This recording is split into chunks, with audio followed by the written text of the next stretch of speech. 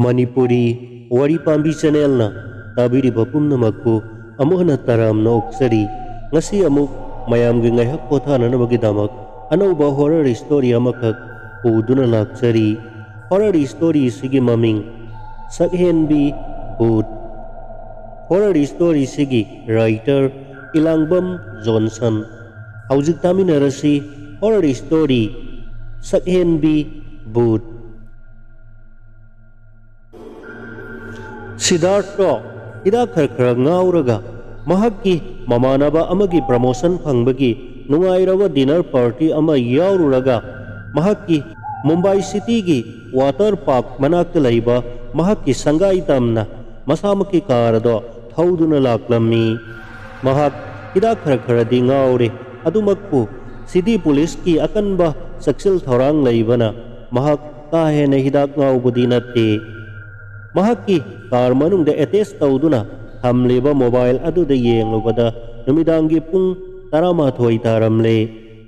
matamado thengkhre haiduna mahakki car ado speed khara yangna thauraklammi mahakki yum yaugadaba khara watlingai mithi river gi mathakta saba BMC bridge hek mapa yorakpada thaliba nakal gi street lamp adugi mathaidagi nupi amana khutkhattuna mahakki car ado hamlakhi karino asuk thenglaba matam asida kadaidagi nupino haiduna mahakna car ado matek khajiktang hendokuna thauki khajiktang hendolga matungda car ado brake khangpha phaduna car ado sap lepi asuk thenglaba matam asida kadaidagi no asuk naha oiribi nupi amana sorok lamjau asida lermlibase khanduna hattaba sahargi daku tharang thengnarorabadi nupi ado afaba oiraroi khanduna mahakki car ado amuk maning halaklammi car ado asumasum maning halaklaga nupi aduna lepliba mapa aduda hamlammi aduga mahakki side glass ado chingthaduna nupi adubu yenglakpa matamda nupi ado hana ukhrabagum tawkhre asuk saghenbi nupi ama asuk thenglaba matam aduda tanja aduda mafam aduda lairambado mahak pungak ngakhi Siddharthana Sakhenbi bema asuk thenglaba matam asida kadaida satpiruribano kari khudong chadaba lairabage hanglaklammi Sakhenbi aduna tamo aihak water park ta laiba aigi mamagi masa amagi yumda yaugadabani thenglaba ahing asida taxi so amata fangdre anana hotel amata su book su tahodre aduna yaragadi aibu water park phawudang thinbiramu Siddharthna ida khara ngauraduna nupi aduda munna yenglaga nupi adugi hajakraba masakado ubada apambagi ihulama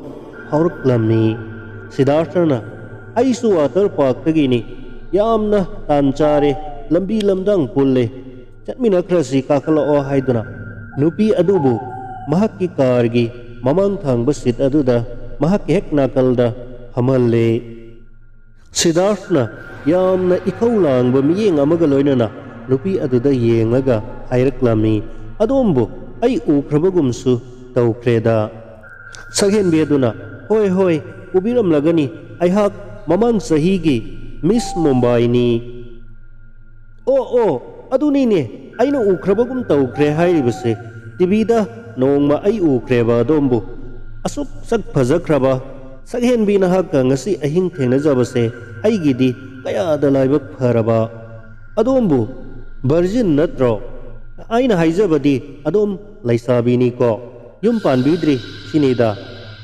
hoi tamo ai yum panjadri laisabini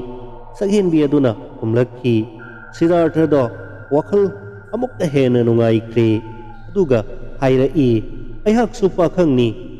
ima babana aigi damakta haina singnaba nupi kaya aigi yumda pubirakre aduga nupi kaya amagi yumdasu chattuna yenglore ngasi phawbada ai kana amatabu hoidakhiba yaukhide adubu laibaknabu tamlabadi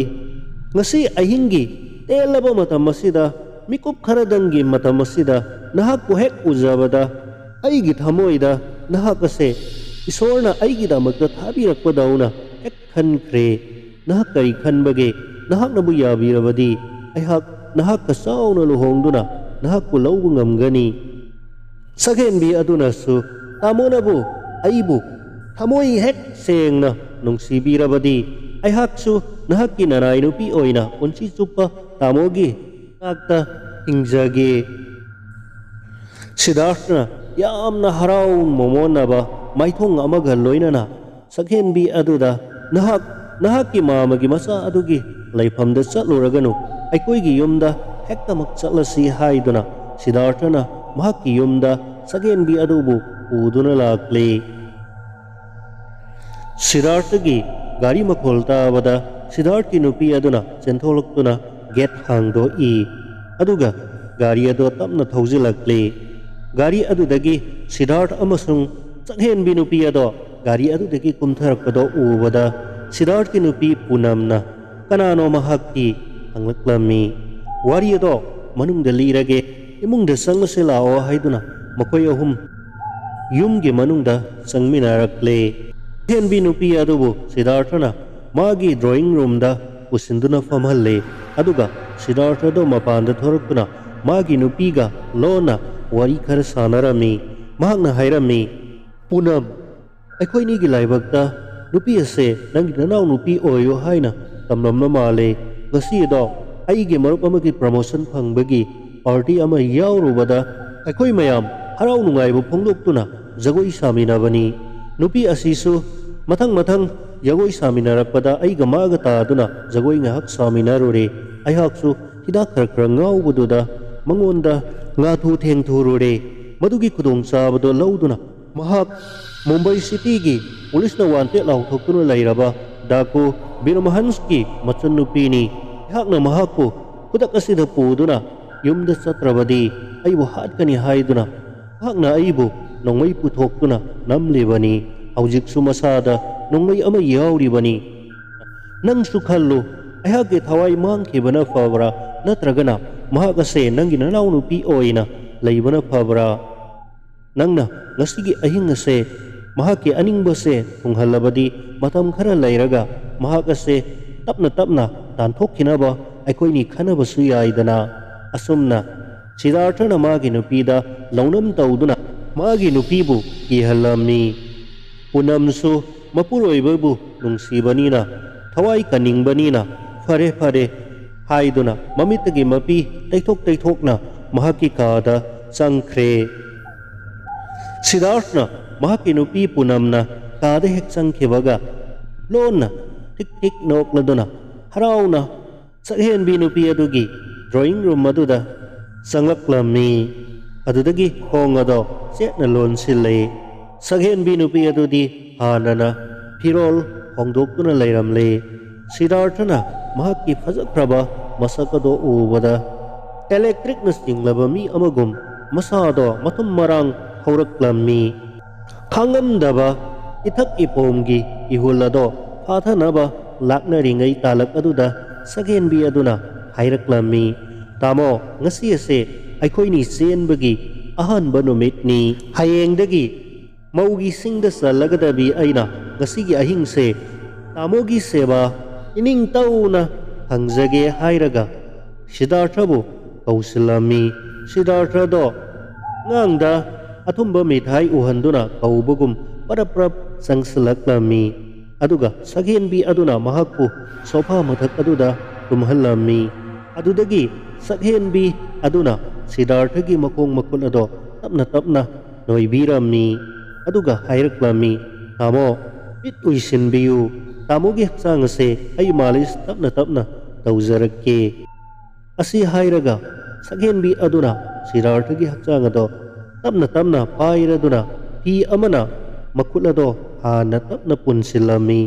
madugi madungda mit uisinduna lairiba Siddharthagi masil ado hi amana muk laksilami pumnamak ado Siddhartha karimata gyan tade manglalamada tauri saghenbi adugi molaba khusana thenglakpada mahakti pungpang thakre adudagi saghenbi aduna tamo mit pangthokpira o haina khon kalap hairakhi Siddharthana mit khangpang pangthorpadadi Amang sahigi Miss Mumbai takibi saghenbi ngayhakki mamangda mahakki mimangda ukhiba manglan gumlaba saghenbi ado yamna tamthirabi nupi amagi sakam lauramle samado ifa fai mamit ado taraw mamit adudagi angangba i sentharakli makujul ado isang sangladuna mahakki manakta phamduna leirambada Siddhartha khangprek khangbaga loyana laurapudadi mahakki masina do hanana phina punsilamle aduga makung makut adusu lengam sangam dananaba punduna thamlamle hen bibut aduna hakna noklaga aihak puningsing lebaranang ningsing lamlaroi karigi su ningsing lugani paujal thiraba nakok aduna karigi ningsing lamgani saram chat panangna nasagi poijabata thiba aduga nangi thabak adubu paisana leiduna miyam mamangda ijat leiba saduna naning tamna hingli ningsingu bathok trabako kado amuktang ningsingu ngasidagi sahi amamukki mamangda aihakna Mumbai gi khwaidagi sauraba beauty contest so amagi contest saurubada Miss Mumbai haiba title ado phangba ngamki madugi harau nungaiba phongdoktuna aigi nenena aibu sakauki ahing aduda henglaba matam aduda imaga babaga aikoi ahum halakki BMC thong hek mathak yaurappa matam aduda khanghaudana aikoi gi car ado brake fail oibadagi thong mathak aduda accident thokki matam aduda aihak gyan mangki aina gyan tarakpadadi imaga babagadi mapam adumaktada laikhidre aihaksu yamna tina sokhi aihakna thenglaba matam aduda lambida lakpa miyoi amatang mateng pangbinanaba yamna wana ngaijaki matam aduda nahakki car ado hauduna lakhi aihakna khamki nahakna car dagi kumtharaklaga aigi laikhidraba ima bababu nahakna yengki makoi singase sire haiba nahakna khangbadagi aihakpu nahakna hospital da puribani haijinduna aibu asuppa umang amada pubikhiba natra aduga nahakna aigi saktabu mihauduna aihakpu nupi oibigi ikai khumnaba kayarak manghallaba tungda aihakpu nungsi haitana hatoklaga thambiram khiba natra karigi kaushinari ningsinglaba natra hujikti ahakki nakhut mangna nungsi haitana hatok piramlaba Miss Mumbai ital phangjakrabi saghenbi adugi thawaini aihak saghenbi bu asuk sanglaba matamase aina kayada khaurangna nahakpu BMC thong mathakta ngaiduna lakhiba ngasigi ahing ngasidi isorna aigi damakta nahakki nathakta laman khumnana bagi damak pinabiraba matam haibado laklabani nahakna ningadaba lainingu nahakna haiki nahakki pakhangni nahakna thamoi nungda lona nokjaki kayada launum chawkhraba natat haikhraba nang ngase nangi thawai ado ngasidi aina puba tare asi hairaduna saghenbi but aduna Siddharthagi makhori ado sakhairami maduna su pelaktraduna sanglaba chauraba maya aduna Siddharthagi makhori aduda penna amuktang tiklaga i supcharami Siddharthagi hawai yaudraba hakchang ado mollaba sofa mathak aduda thenglaba ahingge matam aduda taduna lairi saghenbi but ado nokla duna haujikti maning thungjarabagum chatkre somdana Siddharthagi nupi ado ahing ado tumpham chafam khangdana hamung mathak aduda amuk haugat tauduna wakhal maol khaladuna mahak lairi muksu khalai mahak hingna mahamak hek mitmangdagi mahak isaglukdagi mina lamduna nga laukhibado mahak yamna pelaklamde sire fare hingle fare aina ngamle fare mana ngamle yumase mahak na mapu oiduna panja horasanu wakhalase khaladuna Siddharthagi nupi aduna makutta thang suri ama pairaduna Siddharthaga saghenbi nupi aduga laiminariba drawing room aduda sanglaklammi mahakna hek sanglakpada thongada tapna namduna yengbada thong ado hangdokpa yarami thong ado tapna hangdorakpadadi molaba sofa mathak aduda Siddharthana ningaidana taduna leibado urami ahanbadadi mahak khanglamde kadaida laikre hingsabido kadaida laikre haiduna sahenbi nupi adubu thiba horaklami adudagi Siddharthagi manakta amuk changsilaktuna kaidorage phibamdo yenghaidre pirol kado amka loisanbiu hairaklammi Siddhartha karimata khumdana hawai yaudraba hakchang ado sofa mathak aduda taduna leiri mahaki nupi punamna prap manakta sangsilaktuna yengbadadi Siddharthagi mangaksamda ina pumtai tairaduna mamit aduna launa panglaga mathaklomda yengkhalaga maya ado kaduna leiramkhi makul adusu pulli makung adusu punsilli oh lagta kreda haina amung taksi solaga pakat man khibana sumang tana senthораклага laikai mi hale mi hale haiduna laurakhi You must die.